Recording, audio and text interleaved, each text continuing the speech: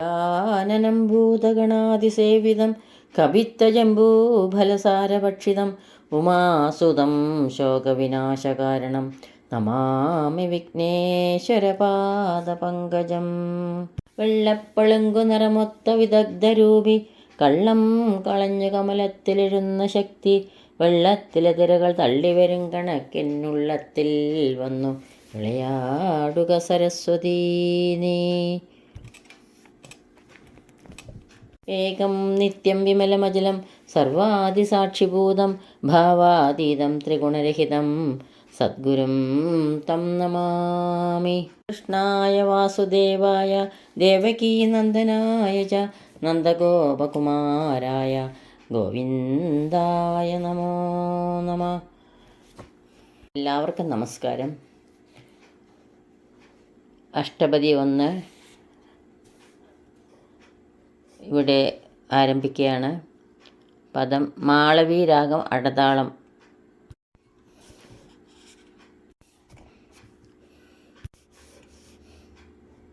അഷ്ടപതി എനിക്കൊരുപാട് ഇഷ്ടമാണ്. അതൊന്ന് ചൊല്ലിയിടാനുള്ള ആഗ്രഹം കൊണ്ട് ചെയ്യുന്നുവെന്നേ ഉള്ളൂ.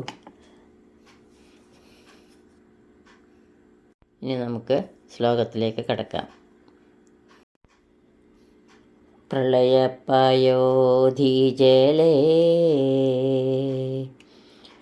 പ്രളയപയോധിജലേ ഹരേ മുകുന്ദ ധൃതവാനസി വേദം ഹരേ കൃഷ്ണ വിഹിതവഹിത്രചരിത്രമഖേദം വിഹിതവഹിത്രചരിത്രമഖേദം കേശവ ധൃതമീനശരീരാ ജയ ജഗദീശ ഹരേ ഗോപാലകൃഷ്ണ ജയ ജഗദീശ ഹരേ.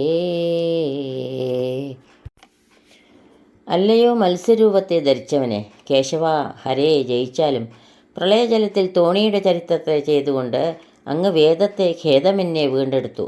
പ്രളയാവസരത്തിൽ നിദ്രോന്മുഖനായ ബ്രഹ്മാവിൻ്റെ മുഖത്തുനിന്ന് ഹയഗ്രീവാസുരൻ വേദങ്ങൾ അപഹരിച്ചു. ഭഗവാൻ മത്സ്യരൂപം കൈക്കൊണ്ട് ഹയഗ്രീവനെ വധിക്കുകയും വേദങ്ങൾ വീണ്ടെടുക്കുകയും ഉണ്ടായി. ഭൂമി ഒരു തോണിയുടെ രൂപത്തിൽ പ്രളയജലത്തിൽ പ്രത്യക്ഷപ്പെട്ടു. സത്യവ്രതനെന്ന രാജർഷി ഭഗവത് ആജ്ഞാനുസരണം ആ തോണി വാസുകിയാവുന്ന കയറുകൊണ്ട് മത്സ്യമൂർത്തിയുടെ ശൃംഗത്തിൽ ബന്ധിച്ച് സപ്തർഷികളോടുകൂടി ആ തോണിയിൽ സഞ്ചരിച്ചു. മത്സ്യമൂർത്തി അവർക്കായി പരമമായ തത്വങ്ങൾ ഉപദേശിച്ചു. ഒടുവിൽ ഭഗവാൻ സത്യവ്രതനെ 7ാമത്തെ മനുവായി വൈവസ്വത മനുവായി അവരോധിച്ചു. വഹിത്ര ചരിത്രം എന്ന പദം കൊണ്ട് കവി ഈ കഥയാണ് ഉദ്ദേശിച്ചത്. കേശി എന്ന അസുരൻ ഒരു കുതിരയുടെ രൂപത്തിൽ ഗോകുലത്തിൽ ചെന്ന് ശ്രീകൃഷ്ണനെ കടിച്ചു കൊല്ലുവാൻ ശ്രമിച്ചു. ശ്രീകൃഷ്ണൻ അതിൻ്റെ വായിലേക്ക് തൻ്റെ കൈ കടത്തുകയും അതിനെ വലുതാക്കുകയും ചെയ്തു. ആ കുതിര ശ്വാസം മുട്ടി ചത്തുപോയി. അങ്ങനെ കേശി എന്ന അസുരനെ വധിച്ചതിനാൽ ശ്രീകൃഷ്ണന് കേശവൻ എന്ന നാമധേയവും ലഭിച്ചു. ശ്ലോകം 2. ക്ഷിതിരതി വിപുലതരേ തവ തിഷ്ടതി പൃഷ്ടേ ക്ഷിതിരതി വിപുലതരേ തവ തിഷ്ടതി പൃഷ്ടേ ധരണിധരണകിണ ചക്രഗരിഷ്ടേ ധരണിധരണകിണ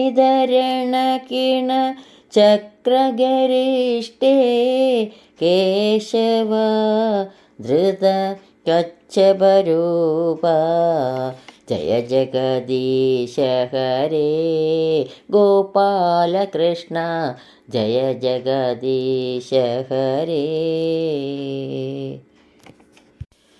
ഭൂമിയെ വഹിച്ചതുകൊണ്ടുണ്ടായ വൃത്താകൃതിയിലുള്ള തഴമ്പുകൊണ്ട് ഏറ്റവും ഉറപ്പായതും വിസ്താരമേറിയതുമായ അങ്ങയുടെ പൃഷ്ഠഭാഗത്ത് ഭൂമി സ്ഥിതി ചെയ്യുന്നു. അല്ലയോ കൂർമ്മരൂപം ധരിച്ച കേശവ ജഗദീശ്വര ഹരേ, അങ്ങ് ജയിച്ചാലും. ദുർവാസാവിൻ്റെ ശാപത്താൽ ദേവന്മാർക്ക് വന്നുവിട്ട ജരാനരകൾ അകറ്റുന്നതിനായി അമൃതം ലഭിക്കുന്നതിനു വേണ്ടി ദേവാസുരന്മാർ യോജിച്ച് മന്ദരപർവ്വതത്തെ കടകോലായും വാസുകിയെ കയറായും ഉപയോഗിച്ച് പാൽക്കടൽ കടയുകയുണ്ടായി. പർവ്വതത്തിൻ്റെ ഭാരത്താൽ അത് കടലിലേക്ക് താണുപോയി. അപ്പോൾ വിഷ്ണു ഭഗവാൻ ഒരു വലിയ ആമയുടെ രൂപമെടുത്ത് കടലിൻ്റെ അടിത്തട്ടിൽ നിന്നും പർവ്വതത്തെ ഉയർത്തിക്കൊണ്ടുവരികയുണ്ടായി. ഭഗവാന്റെ കൂർമ്മരൂപത്തിലുള്ള അവതാരത്തെയാണ് ഈ പദത്തിൽ സൂചിപ്പിക്കുന്നത്. ഭഗവാൻ ഉയർത്തിയത് ഭൂമിയെയല്ല, പർവ്വതത്തെയാണ്. എന്നാൽ അതൊരു ഭൂഭാഗമായതിനാൽ ക്ഷിതി എന്ന് കവി പ്രയോഗിച്ചിരിക്കുന്നു. ഭൂമിയെ ഇടപെടാതെ വഹിച്ചതുകൊണ്ടാണ് തഴമ്പുണ്ടായതെന്ന് മറ്റു വ്യാഖ്യാനങ്ങളിൽ കാണുന്നു. വസതി ദശന ശിഖരേ ധരണി തവ ലഗ്ന. വസതി ദശന ശിഖരേ ധരണി തവ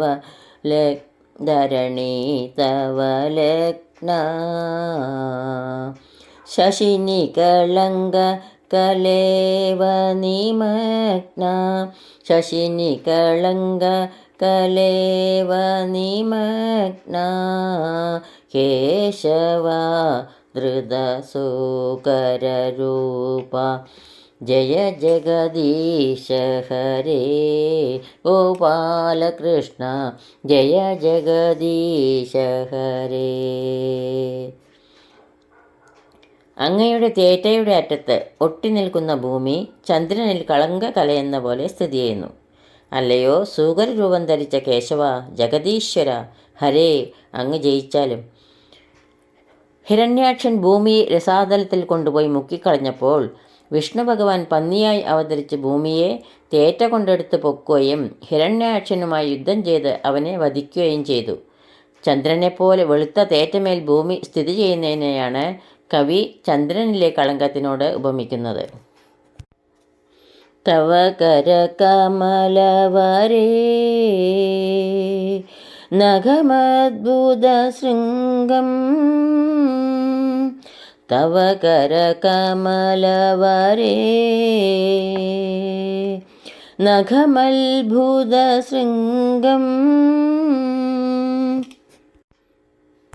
ദളിതഹിരണ്യകശിപൂതനുഭൃംഗം.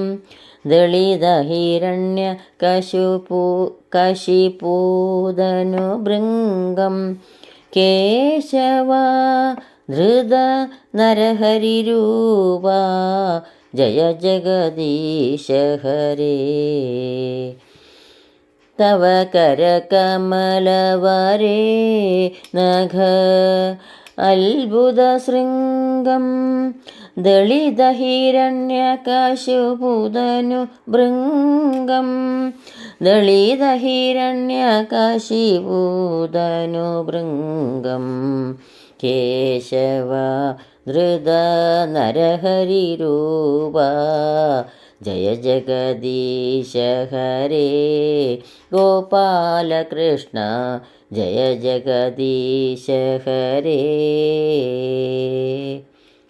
അങ്ങയുടെ കൈയാകുന്ന ശ്രേഷ്ഠമായ താമരപ്പൂവിൽ ഹിരണ്യകശിപുവിൻ്റെ ശരീരത്തെ പിളർന്ന നഖമാകുന്ന ഭൃംഗം അത്ഭുതകരമായ അഗ്രഭാഗത്തോടുകൂടി വർത്തിക്കുന്നു. നരസിംഹരൂപം ധരിച്ച കേശവ, ജഗദീശ്വര, ഹരേ, അങ്ങ് ജയിച്ചാലും. ഭഗവാന്റെ കയ്യിനെ താമരപ്പൂവായും നഖങ്ങളെ വണ്ടുകളായും കവി സങ്കല്പിക്കുന്നു. പ്രഹ്ലാദനെ വധിക്കുവാൻ ഒരുങ്ങിയ ഹിരണ്യകശിപു മുഷ്ടി ചുരുട്ടി തൂണിൽ പ്രഹരിച്ചപ്പോൾ അതിൽ നിന്ന് ഉത്ഭവിച്ച നരസിംഹമൂർത്തി സ്വന്തം നഖങ്ങളാൽ മാർവിടം പിളർന്ന് അവനെ വധിക്കുകയുണ്ടായി. ചലയസി വിക്രമേണ ബലിമത്ഭുതവാമന. ചലയസി വിക്രമേണ ബലിമത്ഭുതവാമന.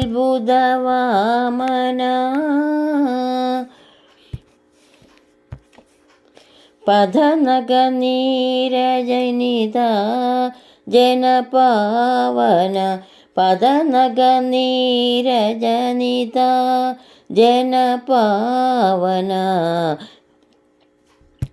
കേശവ ധൃത വാമനരൂപ ജയ ജഗദീശ ഹരേ ഗോപാലകൃഷ്ണ ജയ ജഗദീശ ഹരേ.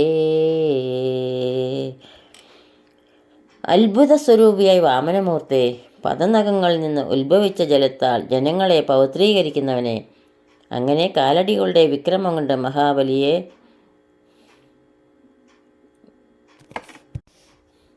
വാമനരൂപം ധരിച്ച കേശവ, ജഗദീശ്വര, ഹരേ, ജയിച്ചാലും ത്രൈലോക്യങ്ങളും അടക്കി ഭരിച്ചിരുന്ന മഹാബലിയിൽ നിന്ന് അവ വീണ്ടെടുക്കുവാൻ വേണ്ടി ഭഗവാൻ വാമനായി അവതരിച്ചു. മഹാബലിയുടെ യജ്ഞശാലയിൽ ചെന്ന് 3 അടി മണ്ണ് യാചിച്ചു. മഹാബലി അത് സസന്തോഷം അനുവദിച്ചു. വാമനമൂർത്തി വിശ്വം മുഴുവൻ നിറയുന്ന രൂപം കൈക്കൊണ്ട് തൻ്റെ 2 അടി കൊണ്ട് 3 ലോകങ്ങളും അളന്നെടുത്തു. 3-ാമത്തെ അടി വയ്ക്കാൻ സ്ഥലമില്ലാതെ വന്നപ്പോൾ മഹാബലി സ്വന്തം ശിരസ് കാണിച്ചു കൊടുക്കുകയും ഭഗവാൻ തൃപ്പാദം അതിൽ വയ്ക്കുകയും ചെയ്തു. വിശ്വരൂപം ധരിച്ച ഭഗവാന്റെ പാദം ബ്രഹ്മാവ് കമണ്ഡലുവിലെ ജലം കൊണ്ട് കഴുകിച്ചു. ആ ജലമാണ് ആകാശഗംഗയായി ഒഴുകി ഭഗീരഥനാൽ ഭൂമിയിലേക്ക് കൊണ്ടുവരപ്പെട്ടത്. വാമനമൂർത്തിയായി ചെന്ന ഭഗവാൻ വിശ്വരൂപിയായതിനാൽ അത്ഭുതവാമന എന്ന സംബോധനയും, തൻ്റെ കാലടിക്ക് 3 അടി മണ്ണ് യാചിച്ച് അത് അളക്കുമ്പോഴും രൂപം മാറി ബലി പ്രതീക്ഷിക്കാത്ത മട്ടിൽ അളവ് നടത്തിയതിനാൽ ചലയസി എന്ന പദവും ഏറ്റവും ഉചിതം തന്നെ. ഭഗവാന്റെ പാദത്തിൽ നിന്ന് ഉത്ഭവിച്ചതിനാൽ ഗംഗയ്ക്ക് വിഷ്ണുപതിയെന്ന നാമം ലഭിച്ചു. ഗംഗാനദി സർവ്വജനങ്ങളെയും പൗത്രീകരിക്കുന്നുവല്ലോ. ഈ വാമനാവതാരം നമ്മുടെ ഇടയിൽ ഒരു തെറ്റായ ധാരണ പരത്തിയിട്ടുണ്ട്. ഭഗവാൻ വാമനായി വന്ന് മഹാബലിയെ ചതിച്ചു എന്ന്. പക്ഷേ അത് അങ്ങനെയല്ല. ദാനവാനായ മഹാബലിക്ക് കുറച്ച് അഹങ്കാരമുണ്ടായിരുന്നു തൻ്റെ ദാനധർമ്മത്തിൽ. അത് ഇല്ലാതാക്കാൻ വേണ്ടിയാണ് ഭഗവാൻ വാമനായി വന്ന് അദ്ദേഹത്തിൽ നിന്ന് 3 അടി മണ്ണ് യാചിച്ച് അദ്ദേഹത്തിൽ നിന്നെല്ലാം താൻ പിടിച്ചെടുത്തത്. പക്ഷേ അദ്ദേഹത്തിന് നല്ലൊരു സ്ഥാനം കൊടുത്ത് അനുഗ്രഹിക്കുകയാണ് അവിടെ ഉണ്ടായത്, അല്ലാതെ ഭൂമിയിലേക്ക് ചവിട്ടി താത്തിയതല്ല എന്ന് പ്രത്യേകം ഓർമ്മിപ്പിക്കുന്നു. ഭാഗവതത്തിൽ ഈ വാമനൻ ആയി അവതരിച്ച വാമനരൂപിയുടെയും മഹാബലിയുടെയും കഥ വളരെ വിശദമായി തന്നെ വർണ്ണിക്കുന്നുണ്ട്. ഇന്നിവിടെ 5 ശ്ലോകങ്ങളാണ് സ്മരിച്ചത്. ഈ ശ്ലോകങ്ങളാവുന്ന അക്ഷരപ്പൂക്കൾ ഭഗവാന്റെ തൃപ്പാദത്തിൽ പാതാരവിന്ദങ്ങളിൽ ഭക്തി ആദരപൂർവ്വം സമർപ്പിക്കുന്നു. തെറ്റുകുറ്റങ്ങളെല്ലാം പൊറുക്കണേ ഗുരുവായൂരപ്പ. ഇനി സ്വസ്തി സൂക്തങ്ങൾ ചൊല്ലി ഇവിടെ സമർപ്പിക്കാം. യദക്ഷരപദഭ്രഷ്ടം മാത്രാഹീനം ത്വയേദ് ഭവേത് തത്സർവം ക്ഷമ്യതാം ദേവ നാരായണ നമോസ്തുതേ. കായേന വാചാ മനസേന്ദ്രിയൈർവാ ബുദ്ധ്യാത്മനാ വാ പ്രകൃതേ സ്വഭാവാത് കരോമി യത്സകലം പരസ്മൈ നാരായണായേതി സമർപ്പയാമി. സ്വസ്തി പ്രജാഭ്യ പരിപാലയന്താം ന്യായേണ മാർഗേണ മഹീം മഹീശ. ഗോബ്രാഹ്മണേഭ്യ ശുഭമസ്തു നിത്യം. ലോകാ സമസ്ത സുഖിനോ ഭവന്തു. ലോകാ സമസ്ത സുഖിനോ ഭവന്തു. എല്ലാവർക്കും ശാന്തിയും സമാധാനവും ഭഗവത് ഭക്തിയും പൊന്നു ഗുരുവായൂരപ്പൻ്റെ അനുഗ്രഹവും എപ്പോഴും ഉണ്ടാകട്ടെ എന്ന് പ്രാർത്ഥിക്കുന്നു.